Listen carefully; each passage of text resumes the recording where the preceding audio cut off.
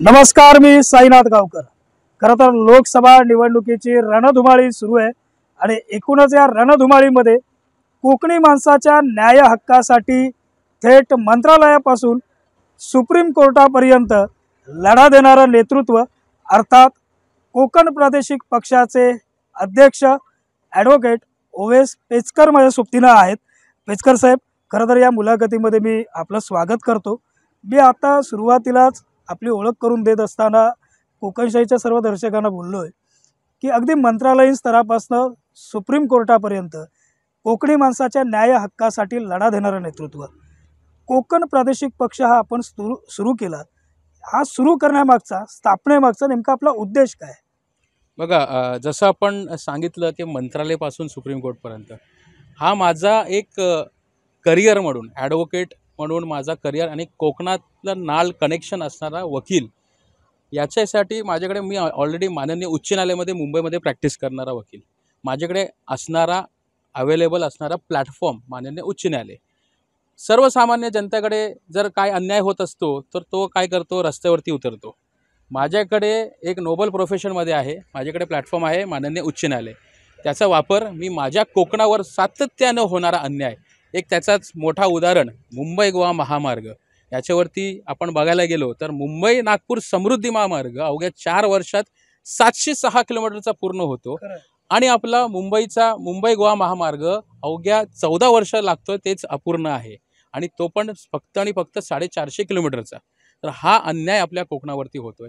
त्याच्यानंतर हा जसा मी मुंबई गोवा महामार्गाचा विषय घेतलं, त्याच्यावरती माननीय उच्च न्यायालयानं वारंवार आदेश दिलं।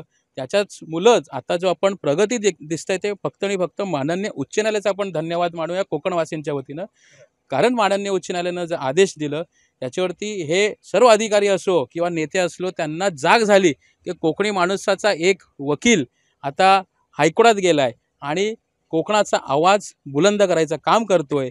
आणि त्याच अर्थानं जेव्हा मी बघतोय की सातत्याने कोकणावर अन्याय, पश्चिम महाराष्ट्राचे नेते फक्त कोकणाचं जे जागा आहे ते विकायचं काम करतायत आणि ते प्रस्थापित कोकणाचे नेते आहेत त्यांचं दलाली करायचं काम करतायत। हे मला कुठेतरी असं वाटलं की राजकीय इच्छाशक्ती आपल्या कोकणात नाही आहे, विजनरी नेता नाही आहे। तर कोकणाचा जर आवाज बुलंद करायचा आहे तर राजकारण हाच एक माध्यम असेल। राजकारणाच्या माध्यमातून समाजकारण करायचं आहे। माझा करिअर हा वकिली क्षेत्र आहे, करिअरच्या माध्यमातून तो आम्ही काम करतोयच। तुम्ही बघायला गेलो लोकांना विचारा तुमचा व्यवसाय काय, बाबा आपला व्यवसाय बरा, आपण बरं, कशाला ते याच्यात करायचं। पण कोकणचा आपल्याला अन्याय जो होतोय कोकणा संदर्भातला, तर त्या अन्यायाला वाचा फोडायला एक राजकीय प्लॅटफॉर्म पाहिजे होता। आपल्या कोकणात जातपात धर्म नाही आहे, पण राजकारण हा मोठा किडा आहे, राजकारण हा मोठा जहर आहे, तो आपल्या कोकणात आहे। तर जहर को मारताय तशाच पद्धतीनं राजकारणाच्या माध्यमातून चांगलं विकासाचं राजकारण घडवू या कोकणाला आणि कोकण चांगला, एक जसं खऱ्या अर्थानं कोकण समृद्ध आहे, कोकण सुंदर आहे, निसर्गानं नटलेला कोकण आहे, पण त्याचं पर्यटन कुठे होत नाही, विकास होत नाही, साधे मूलभूत सुविधा नाही आहेत आपल्या कोकणात। त्यासाठी आपण एक आपला पक्ष तयार केला विकासाच्या मुद्द्यांवरती। खरं तर पेचकर साहेब, भल्याभल्यांना नाकी दम आपण या हायवेच्या मुद्द्यावरनं आणलात। म्हणजे हायवेवरती ज्या काही गोष्टी अपडेट होताना दिसतात त्याचं खरं तर श्रेय ओवेस पेचकरांना जातं, अशी चर्चा देखील एकूणच ह्या भागामध्ये आम्ही फिरत असताना कानावरती येते। आत्ता आपला पक्ष जो आहे तो निवडणुकीच्या रिंगणात आहे, म्हणजे रत्नागिरी, सिंधुदुर्ग आणि रायगड मध्ये पेचकरांची भूमिका आणि अर्थातच कोकण प्रादेशिक पक्षाची भूमिका महत्त्वाची ठरणार आहे। तुम्ही नेमकं कसं पाहता एकूणच या राजकारणात? बघा, मी एक स्वतःला फक्त एक माध्यम एक आहे असं मला वाटतं, एक फक्त आवाज उचलणारा एक कोकणवासींचा वकील म्हणून मानतो, कोकणवासींचा मी वकीलपत्र घेतलेला वकील एक फक्त मानतो। मला असं वाटत नाही की मी काय मोठं काम केलं। मी माझ्या कोकणासाठी माझं जे संविधानिक हक्क आहे ते उल्लंघन होतोय आणि माझी जी रिस्पॉन्सिबिलिटी आहे ती मी माझी रिस्पॉन्सिबिलिटी पूर्ण करतोय। माननीय उच्च न्यायालयाचा आपण धन्यवाद मानूया, इथे माननीय उच्च न्यायालयानं आपला साथ दिली आहे म्हणून हे काम झालेलं आहे। कोणाला इथे दबाव तंत्रात आणायचं काम किंवा कोणाला पाडायचं, कोणाला वरती आणायचं याचं काम, ह्यासाठी मी उतरलेलो नाही आहे त्या रिंगणात। मला कोकणाचा विकास करायचा आहे, कोकणाच्या विकासाच्या मुद्द्यांचा राजकारण करायचं आहे, हा विजन आहे, या विजनच्या संदर्भात घेऊनच मला पुढे जायचं आहे. रत्नागिरी सिंधुदुर्ग लोकसभा मतदारसंघाचं जानेवारी 12ला आम्ही शकील सावंत या एक हॉटेल व्यावसायिक आहे रत्नागिरी जिल्ह्यातला, रत्नागिरी शहरातला, सावंत पॅलेस हॉटेल त्यांनी बनवलं आहे. त्या व्यक्तीला तो नॉन पॉलिटिकल माणूस, दुबईमध्ये असणारा त्याचा आयुष्य बघायला गेलो, पण त्याचं दुबईमध्ये असून त्याचा कोकणात असणारा कनेक्शन, तो व्यक्ती आम्ही एकत्र आलो आणि त्या उद्देशानं की आपला रत्नागिरी शहर कसा, आपला सिंधुदुर्ग शहर जिल्हा कसा आपला मोठा होईल आणि डेव्हलपमेंट होईल, या उद्देशानं आपण शकील सावंतांना उमेदवारी दिलेली आहे. रायगडसोबत इतर 12 जागेवरती सुद्धा आम्ही उमेदवारी द्यायचं आम्ही जाहीर केलं होतं. पण जो पक्षाचा रजिस्ट्रेशनचा जो काम आहे तो केंद्र निवडणूक आयोगाकडे विलंब झालं. विलंबसुद्धा यासाठीच झालं, तुम्हाला सांगू इच्छितो की प्रस्थापित नेते जे आहेत कोकणातले, जेव्हा आम्ही जाहीर केलं की पक्ष आपण ओपन केलेलं आहे, ते प्रस्थापित नेत्यांचा पोटदुखी झालं, डोकादुखी झालं. त्यांना कदाचित त्यांना असं प्रश्नचिन्ह झालं असेल, कारण जेव्हा मी जाहीर केल्यानंतर जनतेचा चारही बाजूनं वेगवेगळ्या तालुक्यापासून ग्रामीण भागापासून जनतेचा मला सपोर्ट आला, फोन आला की चांगलं काम करताय, असं कधी घडलं नव्हतं. हे इतिहास झालेला आहे की कोकणाला आपण आवाज बुलंद करायचं काम करताय आणि राजकीय प्लॅटफॉर्म देत आहे. तर ते त्यांच्या कानावरती कदाचित पोचलं असेल. त्यांनी मग निवडणूक आयोगाकडे काडी करायचं काम केलेलं आहे आणि त्याच्यामुळं जो रजिस्ट्रेशनचा प्रोसेस आहे तो डिले झालेला आहे. पण आमचं हौसले बुलंद आहे. आम्ही ऑलरेडी जाहीर केलं होतं शकील सावंत यांचं नाव. तर एक आम्ही रत्नागिरी सिंधुदुर्ग हे 100% लढणार. 12 तारखेला आम्ही पहिलाच दिवशी पहिलाच फॉर्म भरणारा उमेदवार आपण शकील सावंत यांची उमेदवारी अर्ज दाखल केलेली आहे. 22 तारीख हे लास्ट डेट आहे. विड्रॉल आम्ही करणार नाही हे तुम्हाला 100% सांगतो. आणि माझा जो कोकण प्रादेशिक पक्षाचा आपला उमेदवार, हा पक्ष माझा नाही आहे, हा पक्ष सर्वसामान्य कोकणकरांच्या जनतेचा पक्ष आहे. माझा पक्ष पर्सनली माझा कुठलाही हा काय बिझनेस नाही आहे. माझा करिअर वकिली क्षेत्र आहे. जनतेचा कोकणी आवाज मोठा आवाज आपला बुलंद करायचा काम करणारा हा पक्ष आहे. तर मला खात्री आहे की जनता सपोर्ट करेल. आम्ही घरोघरी जाऊन प्रचार करतो आणि शकील सावंत चांगल्या मताधिक्याने निवडून येतील, मला खात्री आहे. खरं तर पेचकर साहेब, आपली ही मुलाखत घेत असताना मला देखील एक प्रश्न पडला आहे. प्रस्थापित पक्ष आहे तिकडचे, खरं तर बाहेर दिसत असताना ही जी निवडणूक आहे लोकसभेची, ही शिवसेना विरुद्ध भाजपा, म्हणजे उद्धव बाळासाहेब ठाकरेंची शिवसेना विरुद्ध महायुती भाजपा एकनाथ शिंदेची शिवसेना, असं प्रस्थापितांमध्येच निवडणूक आहे असं प्रथमदर्शनी दिसतंय. कोकण प्रादेशिक पक्ष या प्रस्थापितांना चॅलेंजिंग ठरेल असं तुम्हाला वाटतंय का? पहिले तुम्हाला हा प्रश्नाचं उत्तर देतो. सर्वात पहिले उमेदवार जाहीर करणारा हा पक्ष आपला कोकण प्रादेशिक पक्ष. जानेवारी 12ला आपण उमेदवारी जाहीर केलं. यांना प्रश्नचिन्ह पडलाय महायुतीला, ज्यांचं देशात आणि राज्यात असणारं ज्यांचं सरकार आहे, त्यांना उमेदवार भेटेनासे झालं आहे. त्यांच्या आपसातच काहीतरी लुडबुड चाललं आहे. तुम्ही बघतातच आहे, मला सांगायची तर गरज नाही की शिवसेनेला शिंदे गटाला भेटेल की भाजपांना भेटेल, ह्यांच्याच आपसात भांडण आहे. पण आमचा उमेदवार तयार आहे, रिंगणात ऑलरेडी उतरलेला आहे. आमचा मैदान तर आत्ता आमच्यासमोर एकच दिसतोय, महाविकास आघाडीचे विनायक राऊत. त्यांनी गेल्या 10 वर्षात काय काम केलं, तुम्ही स्वतः जाऊन त्यांना प्रश्न विचारा. त्यांनी काय काम केलं? आत्ताचा जो अर्थसंकल्प झाला ते अक्षरशः अर्थसंकल्पमध्ये जाऊन त्यांनी त्यांची प्रेझेंटीसुद्धा लावलेली नाही आहे. ते इथे प्रचार करत फिरत होते उद्धव ठाकरेंच्या मागे. त्यांना कदाचित भीती झालेली आहे की 10 वर्षात आपण काय काम केलेलं नाही आहे. हे फक्त संविधान बचाव हे फक्त लोकांना दाखवायचं फक्त काम केलेलं आहे. जनता लय हुशार झालेली आहे आता. फेसबुक सोशल मीडियाचा माध्यम आहे, गावगावपर्यंत लय हुशार झालेत लोक. तुम्ही वेडं बनवू शकत नाही. 10 वर्ष तुम्ही काय काम केलेलं आहे हे लोकांना सांगा ना. संविधान वाचवणं काय करणं ते आम्ही जनता आहे, कोर्ट आहे, सुप्रीम कोर्टपर्यंत आहे. आत्ताचे मुख्य न्यायाधीशसुद्धा एवढे चांगल्या पद्धतीनं काम करत आहेत सुप्रीम कोर्टात. तर ते संविधान वाचायला सर्व तेवढेच केपेबल आहेत. हे नेत्यांचं, मी तर बोलतो हे नेत्यांचं कामच नाही, आपण जनतेचं काम आहे. आपण जनता संविधान वाचू शकतो, मला खात्री आहे. तर आपला याच्यामध्ये आव्हान म्हणून मी तुम्हाला क्लिअर सांगतो, प्रतिस्पर्धी म्हणून ते कोणी असेल, स्पर्धा आम्ही स्वतःसोबत करतो. आपण कसा डेव्हलपमेंट करायचा, आपला विकास कोकणाचा कसा होईल, या मुद्द्यांवरती आम्ही समोर जाणार. आमच्यासमोर कोणी नेता प्रस्थापित असो, ते विनायक राऊत आता आहेतच. त्याच्यानंतर जरी राणासाहेब असतील किंवा उदय सामंतांचे मोठे बंधू ज्यांची अशी ओळख असणारे नेते आहेत, बाकी त्यांची पर्सनली मला काय ओळख माहीत नाही, पण असे जर नेता तरी आले तर आम्ही सर्वांना सामोरं जायला तयार आहोत. आमचा उमेदवार तेवढा स्ट्रॉंग आहे. पेचकर साहेब, खरं तर या मुलाखतीच्या पुढे जात असताना मगाशीच आपण सांगितलात की एक हॉटेल व्यावसायिक आहेत रत्नागिरीतले, अर्थात शकील सावंत यांनी उमेदवारी अर्ज देखील दाखल केलेला आहे.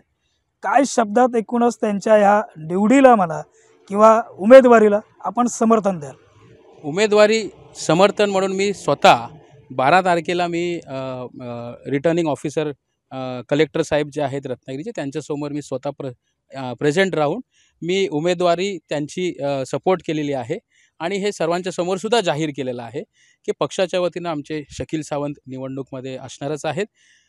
त्यांचा जो विजन आहे कोकणासंदर्भातला, कोकणाच्या संदर्भातला इन पर्टिक्युलर कोकणमध्ये एवढा पाऊस पडतो तरी कोकणाला उन्हाळ्यात पाणी नाही आहे, तर आपला पाटबंदर विभाग कसा स्ट्रॉंग होईल आणि कसे बंधारे बनवता येईल पाणीसाठी, त्या विषयावरती करायचा आहे आपल्याला विकास. एक बेसिक मूलभूत सुविधा जी आहे जसं हॉस्पिटल, आपल्या कोकणात एवढा चांगला वारा आहे आणि समुद्र किनारपट्टी आहे. आपल्या बाजूलाच असणारा राज्य गोवा हा टुरिझमच्या आधारावरती इंटरनॅशनल हब झालेला आहे.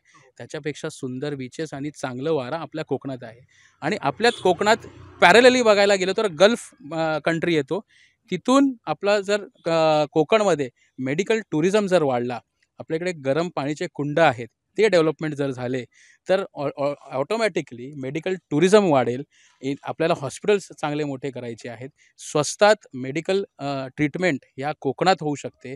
आपल्याला जो एअरपोर्ट आहे, चिपी विमानतळ फक्त नावासाठी उभा करून ठेवलेलं आहे. किती मोठे एअरपोर्ट्स किती मोठे प्लेन्स येतात, किती मोठे एअरलाईन्स येतात मला वाटत नाही काही.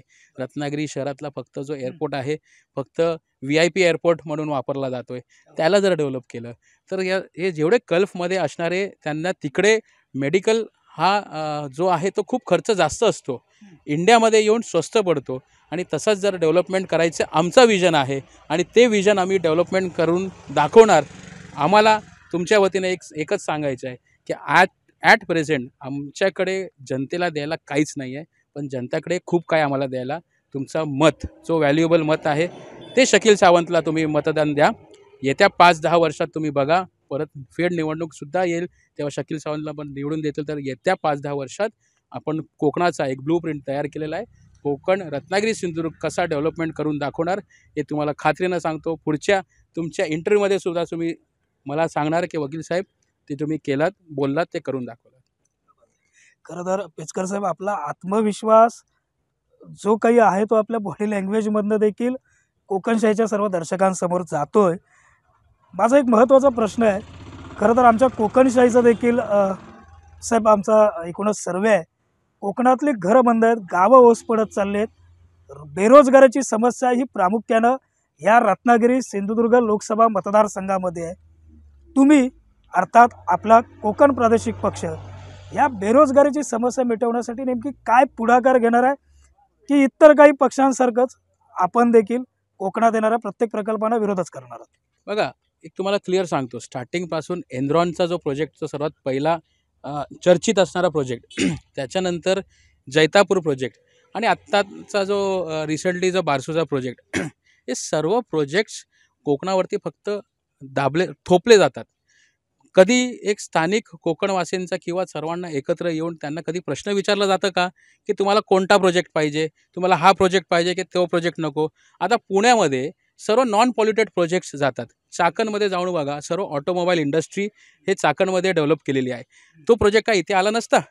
आपल्या इकडे सर्वात मोठा असणारा जो उद्योग आहे तो टुरिझम, फिशरीज.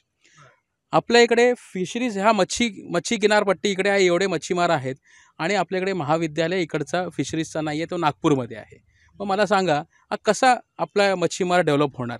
त्याच्यानंतर टुरिझम जर डेव्हलपमेंट झालं असतं तर चांगले 5 स्टार हॉटेलसोबत होमस्टेज, जसं Airbnb इंटरनॅशनली Airbnb चालतो तशा घरी घरी होमस्टे होऊ शकतो आणि आपल्या कोकणातला जो ट्रेडिशन आहे ते जनतेपर्यंत पूर्ण इंटरनॅशनलपर्यंत जाऊ शकतो. की कोकणाची जी संस्कृती आहे, खाद्य संस्कृती आहे कोकणातली, कोकणाचा जो ट्रेडिशन आहे ते पूर्ण इंटरनॅशनली पोचू शकतो. तर टुरिझम डेफिनेटली डेव्हलपमेंट झाला तर खूप काही विकास होऊ शकेल. आणि जर नवीन इंडस्ट्रीज आणायची आहे तुम्हाला माहिती असेल 92मध्ये स्टरलाइट प्रोजेक्ट आला होता रत्नागिरीमध्ये. त्याला विरोध केलं स्थानिकांनी. ते विरोध केलं, चांगलं झालं, कारण तो जो प्रोजेक्ट गेला मद्रासमध्ये आणि आता रिसेंटलीच गेल्या महिन्यात सुप्रीम कोर्टाने तो प्रोजेक्ट बंद करायला लावला. म्हणजे त्या जे लोक जे आपले पूर्वज होते त्यांनी जो आंदोलन केलं, तुमच्या वतीनं त्यांचा धन्यवाद मानायला पाहिजे. त्यांच्यामुळे रत्नागिरी आज वाचला. हे म्हणजे सुप्रीम कोर्टाला बंद करायला लागला होता प्रोजेक्ट, तो आपल्याकडे येणारा होता प्रोजेक्ट. तर असे प्रोजेक्ट जर प्रदूषणकारक प्रोजेक्ट असतील तर 100% कोकणवासी विरोध करेल. कोकणवासीसोबत कोकण प्रादेशिक पक्षसुद्धा त्या प्रोजेक्टला विरोध करणार. तुम्ही नॉन पॉल्युटेड प्रोजेक्ट्स आणा कोकणात, आम्ही त्याचं स्वागत करू. तुम्ही टुरिझम वाढवा. पाणबुडीचा प्रोजेक्ट होता तो सिंधुदुर्गमध्ये सोडून तो परत गुजरातमध्ये गेला. मग इकडचे नेते काय करतायत? तुम्ही सत्तेमध्ये आहात, केंद्रामध्ये सुद्धा इकडचे मंत्री आहेत, तुम्हाला माहिती आहे. इकडचे रत्नागिरीतले मोठे मंत्री आहेत राज्यामध्ये. मग हे काय करतायत सत्तामध्ये? खरोखर हे काय स्वतःला वाचवायला जात आहेत की विकास करायला जात आहेत? हा प्रश्न तुम्ही त्यांना विचारा. आणि हे जी जागा आहे, पहिले नानरमध्ये प्रोजेक्ट होता, मग बारसूमध्ये आला. नानरमध्ये जागा कोणाची हे तुम्ही माहिती काढा. बारसूमध्ये जागा कोणाची जे जाते ते माहिती काढा. तुम्हाला माहिती असेल लँड ॲक्विजिशन खाली 4 पटीनं पैसे भेटतात. तिकडचे स्थानिक जे आमदार आहेत ते का विरोध करत नव्हते? जर उबाटाचे ते नेते आहेत स्थानिक आमदार राजन सालवी, त्यांची जागा तिकडे आहे की नाही तर तुम्ही थोडं त्यांना प्रश्न विचारा. ते त्यांचा विरोध का नव्हता बारसू प्रोजेक्टला हा विचारा. हे जेव्हा सत्तेत येतात तेव्हा समर्थन करतात, सत्तेतून बाहेर जातात तेव्हा विरोध करतात. हा प्रश्न तुम्ही जनतेच्या वतीनं विचारायला पाहिजे, कारण तुम्ही सुद्धा एक डेमोक्रेसीचा महत्त्वाचा चौथा स्तंभ आहे तुमचा जर्नलिझम. हा जर्नलिझम तुम्ही दाखवा आणि त्यांना प्रश्न विचारा, तुम्हाला उत्तर ऑटोमॅटिक भेटून जाईल. निश्चित पेचकर साहेब, खरं तर आम्ही कोकणशाही म्हणून या मतदारसंघातच नव्हे तर कोकण विकासाशी जो घटक संबंधित येतो त्या घटकाला थेट सवाल करणारं कोकणशाही एक मीडिया आहे, माध्यम आहे, आणि ते काम आपण नेहमीच करत असतो. माझा अगदी शेवटचे 1-2 प्रश्न आहेत आपल्याला. आपण जे काही आता मुद्दे मांडलात ना, जाणीवपूर्वक प्रस्थापितांनी या सर्व मुद्द्यांकडे दुर्लक्ष केलं असं तुमचं म्हणणं आहे का? बघा, आम्हाला संधी त्यासाठीच भेटली ना. आम्हाला का पक्ष उभारणी करायची संधी भेटली. त्यांना जे जमत नाही, त्यांना ते होत नाही, ते आम्ही करून दाखवू. आमचा विजन आहे ते त्यांना जमत नाही. ते 100% कोकण प्रादेशिक पक्षाला जर कोकणी वासींचा खऱ्या अर्थानं EVM मशीनवरती मतदान करून जर मतं भेटेल तर आम्ही हे येत्या 5-10 वर्षात करून दाखवू, हे तुम्हाला तुमच्या वतीनं खात्री देतो. अगदी शेवटचा ह्या पहिल्या मुलाखतीच्या निमित्तानंचा माझा प्रश्न आहे. निवडणुकीची धामधूम तर सुरू आहे, त्यामुळे वारंवार आपण भेटतही राहणार आहोत. कारण की मगाशी बोलल्याप्रमाणे 2 प्रमुख प्रस्थापित पक्षांना किंवा आघाडी महायुती यांना प्रमुख चॅलेंजर कुणाचं असेल तर ते कोकण प्रादेशिक पक्षाचं आहे. हे चित्रसुद्धा या भागामध्ये फिरत असताना समोर येतं आहे. मतदारांना नेमकं या चर्चेच्या निमित्तानं कोकणशाहीच्या माध्यमातून काय आवाहन करा? मतदारांना हेच आवाहन करणार, हे जे आता तुमच्याकडे येतील संविधान बचाव आणि मग दुसरे महायुतीचे नेते येतील की आम्हाला मतदान द्या, आम्हाला मतदान द्या. मग याचा विचार आपल्याला करायला पाहिजे की गुवाहाटीला कोण कोण गेलं आणि मग सत्ता स्वतःचा स्वाभिमान सोडून कोणत्या पक्षासोबत कोलॅबोरेशन केलं. हेही जर असतील तर जनतेला यायला पाहिजे, माहिती असायला पाहिजे. आणि जनतेला माहितीच आहे की स्वतःचा स्वाभिमान वाचवायसाठी कोणत्या पक्षासोबत किंवा केंद्र सोबत जातात किंवा स्वतःला वाचवायसाठी हे सत्तेमध्ये येतात, हे जनतेलासुद्धा माहिती आहे.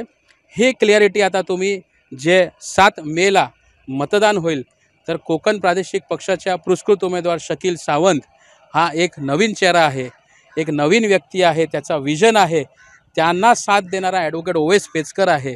या अशा पद्धतीनं आपण एक वेगळ्या पद्धतीनं विकासाचा राजकारण करू. कारण आमच्या पक्षामध्ये सुद्धा एज्युकेशनला प्राधान्य देतो. जेवढे एज्युकेटेड लोक आहेत त्यांच्यामुळंच हा खऱ्या अर्थानं असं जो माहोल झालेला आहे. कारण आपण जे एज्युकेटेड लोक आहोत, आपण राजकारणामध्ये येत नाही, म्हणून जी संधी भेटते अशा लोकांना भेटते. म्हणून सर्व जे आपले मतदार आहेत त्यांना आव्हान तुमच्या वतीनं करायचं आहे की आम्हाला द्यायला आत्ता ॲट प्रेझेंट तुमच्याकडे काही नाही आहे, पण तुम्ही आम्हाला तुमचा बहुमूल्य मतदान देऊ शकता आणि आम्हाला निवडून द्या. 100% तुमच्या येताना 5 वर्षात एक कायापलट असेल कोकणाचा आणि कोकणाचा विकास झालेला तुम्हाला दिसेल आणि स्वर्गातला आपला स्वर्ग असणारा जो कोकण आहे तो कॅलिफोर्नियाची गरज नाही. Konkan itself is a brand आणि कोकणाचा ब्रँड हा दाखवूनच देणार तुम्हाला, हे तुमच्या वतीनं मी हमी देतो. खरं तर आपल्या सोबतीनं हे होते कोकण प्रादेशिक पक्षाचे अध्यक्ष ॲडव्होकेट पेचकर. त्यांनी बरेच काही मुद्दे या निमित्तानं मांडलेत. प्रस्थापितांना प्रमुख चॅलेंज असलेलं अर्थातच पेचकर यांचा पक्ष आणि त्यांनी दिलेले कोकणाचा पक्ष, आपल्या कोकणाचा पक्ष आणि अर्थात त्यांनी दिलेले शकील सावंत हे उमेदवार हे तितकेच चॅलेंजिंग ठरतील अशा पद्धतीचा अंदाज देखील या भागात फिरताना येतोय. राजेश हेदळकरसह साईनाथ गावकर, कोकणशाही, राजापूर. असे नवनवीन व्हिडिओ पाहण्यासाठी कोकणशाहीचं यूट्यूब चॅनल सबस्क्राईब करा व बेल बटन प्रेस करा. तसेच फेसबुक पेज लाईक करा आणि इंस्टाग्राम पेज व ट्विटर पेजला फॉलो करायला विसरू नका.